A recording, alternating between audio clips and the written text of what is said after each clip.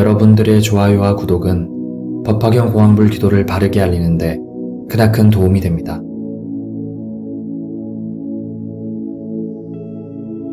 자신을 위하여도 고생이라는 희생이 없으면 아무것도 이룰 수가 없습니다. 하물며 수고비 문제를 바꾸려는 사람이 아무 노력도 하지 않고 감나무 홍시가 떨어지기만 기다리는 그런 심보로는 어림없습니다. 업보가 탁한 사람은 항상 다른 곳에서 무엇을 찾으려 하고 있습니다. 가장 중요한 자신은 버려두고 말입니다. 인생의 주인공은 자신이라는 사실을 모르고 있습니다.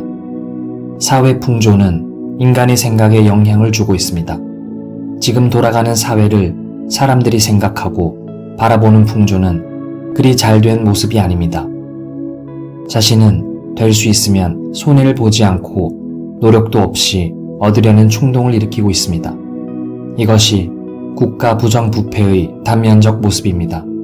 정치부터 잘못된 습성에서 벗어나지를 못하고 물질 만능의 착각을 가지고 공짜만 찾아다니는 몰골이 현재입니다. 불교도 그런 분위기에 너무 젖어버려 부처나 귀신이나 아무 데서나 공덕만 받으면 된다고 행동하고 있습니다.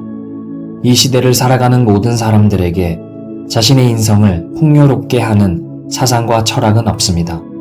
그러므로 국가관, 사회관, 인생관이 자리를 잡지 못하고 방황하며 미래를 향하여 달리고 있을 뿐입니다.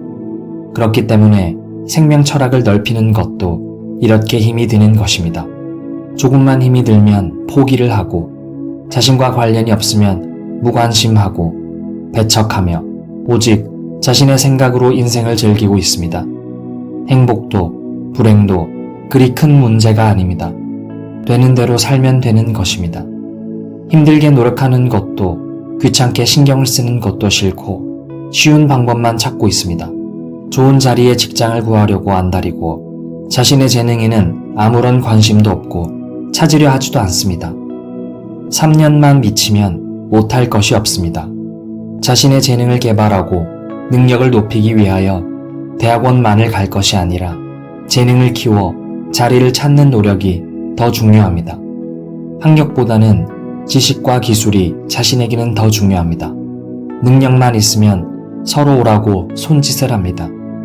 지식도 기술도 재능도 능력도 개발하지 못하고 주저앉아서 나는 들어갈 곳이 없다 하고 푸념한다고 이루어지지는 않습니다. 재능을 개발하려면 자신의 희생이 따라야 합니다. 전공과 재능을 합쳐 3만 개가 넘는 직업을 분류하면 자신의 자리가 분명히 있습니다. 그리고 3년만 투자를 하여 배우면 1등 가는 능력을 만들 수 있습니다. 앞으로 가면 갈수록 학력보다는 재능과 능력의 인재를 요구하는 시대가 됩니다. 일하는 인구 비율이 줄어들고 일자리는 자연히 늘어만 가게 됩니다. 지금 지난 세월을 돌아보면 후회할 때도 있습니다. 적당히 타협하고 재능을 펼쳤다면 어느 분야든지 높은 수준에 있을 거라는 망상을 하기도 합니다.